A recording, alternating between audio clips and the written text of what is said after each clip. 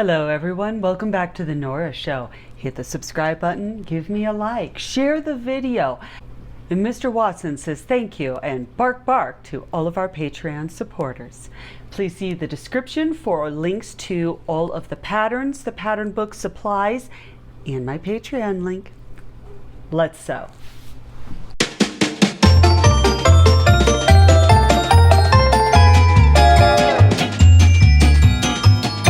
Based upon last week's success with the blue linen skirt from 1931, I'm going to take another pattern from the same year. No, wait.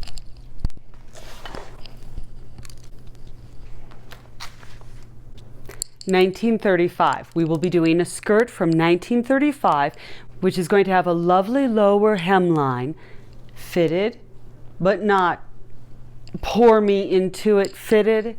There's a difference between fitted and fitted. We're just doing fitted. You would not believe how much I have been waffling between these two skirts. Both of them are absolutely delightful, and I want both of them. I just need to figure out which one I'm using for my brown linen that I have. I am loving this material so much. It is so pretty. It is such a perfect chocolatey delight. I think it's going to be this skirt that I choose to make. I'm going to move on to drafting now, and while I'm drafting, I'm going to explain to you exactly how I am going to do the closure for this skirt, because since it's Haslam, the amount of directions that we have left are basically the cliff notes of cliff notes. But I'm not worried. I've been staring at this for a while, and I think I know how I would hypothetically put all this together, and I don't think I'm going to do a zipper. The first thing I did was stare at the pattern for a few hours and really determine how all of this came together. It looks like a wrap skirt, but it does appear to have the ability to be sewn from the bottom of the skirt to the button area.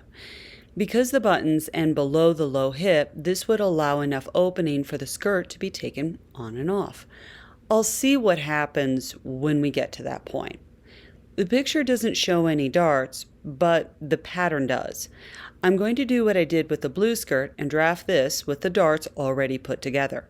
I'm also going to do the exact same thing as I did with the blue skirt and ignore all of the drafting instructions for the waist to low hip area because my sloper already fits and does not need more editing. Therefore, the first thing I'm going to do is draw out the front panel extension from the center line of the front panel and also get the adorable bubbles drawn in. I found a coffee mug in my coffee mug collection that had a 3-inch diameter, so that became an easy way to create circles.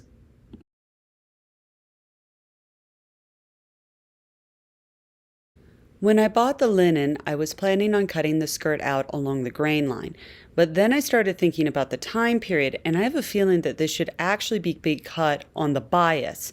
So I'm going to fiddle with the material and see if this is possible.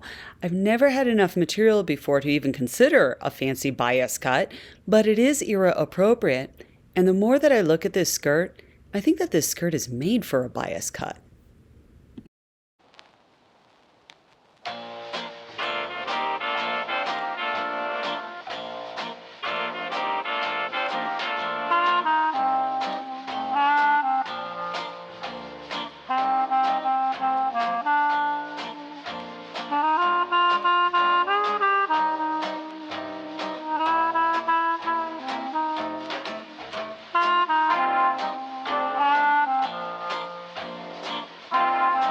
Okay, let's talk mistakes. Mistakes always happen, and the real question is, how do you recover from them? The reason why it always looks like I am just standing there staring at everything is because in my head, I'm looking at it trying to go, okay, exactly how am I supposed to cut this out? Basically, I'm taking the time to see what instructions should have been written down and provided that are no longer here. This is the back. Left, right. This should be in 2 pieces or in 1 piece. If it's in 2 pieces, I needed a seam allowance. I don't have one. I messed that up. I put it on the fold on the fabric, and then I just started cutting, and I was like, oh my gosh, that's not what I'm supposed to be doing at all. So I immediately stopped cutting and decided to follow what I was already cutting and smooth it out. And what I'm going to do is put these two together. These follow the exact dart that was supposed to disappear into the material, and I'm going to do a very careful, very close to the edge seam, and then I'm going to take my serger and do a very narrow edging on there to keep this from unraveling. Then I cut this side with the understanding that if this took off too much, goes in too deep, I will regain anything that I lost here. I will regain it over here. It's not ideal, but I think it'll work.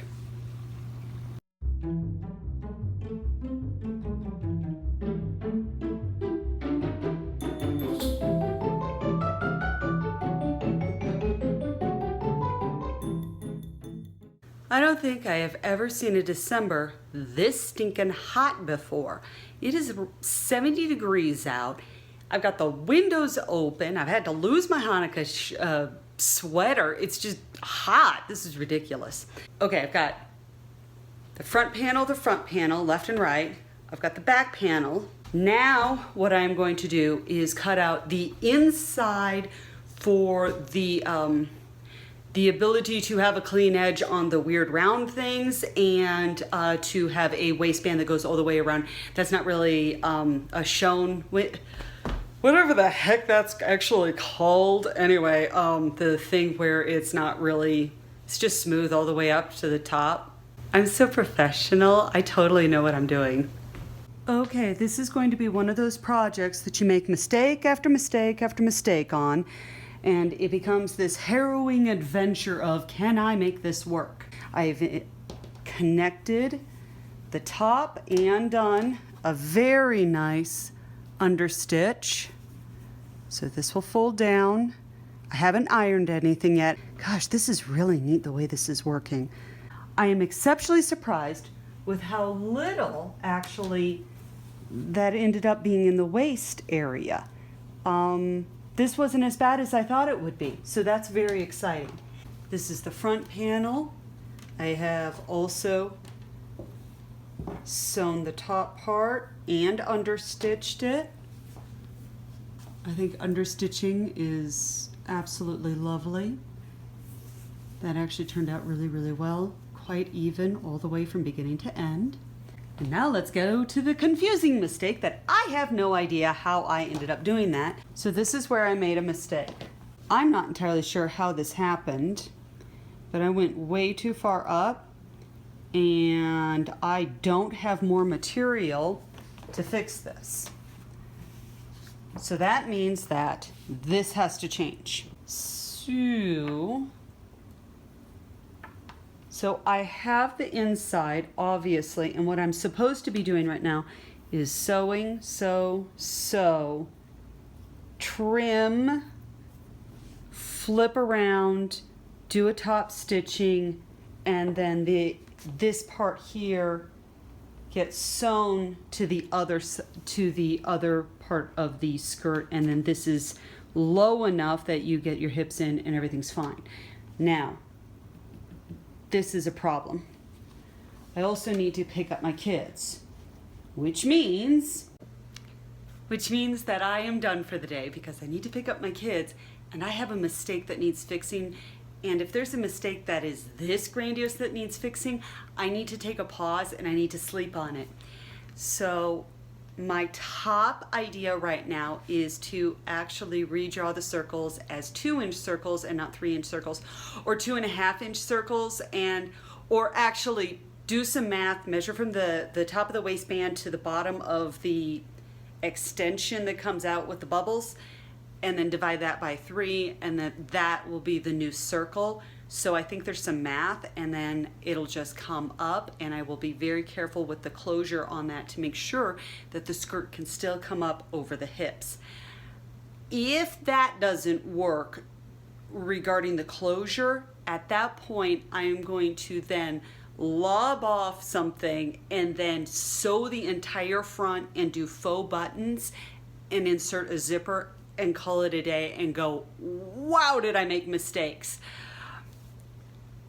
I'm including all of this because I highly doubt that I am the first nor the last person to make this kind of just random mistake. And the thing with material is that you only have so much. The likelihood that you have an unlimited stock of that material on hand, that it's easy to get to, that it's cheap, that it's cost effective, and that you don't feel bad at all that you ruined something, very low. So this is a realistic vintage sewing experience right now. I mean, what would they have done? I mean, sometimes there's just not more of the material to do it, so then your pattern has to change. So I really like everything else so far, and the bias cut did not result in nearly the amount of waste that I thought it was going to. I find that very interesting. I also like the way that it was sewing on the machine was different because it wanted to pull a little bit different when it was going through. That also was very interesting, which completely makes sense because my grains are different. Okay, so that's where I'm gonna stop. Happy Hanukkah, everyone, and I hope that everyone is having a delightfully creative end of their year.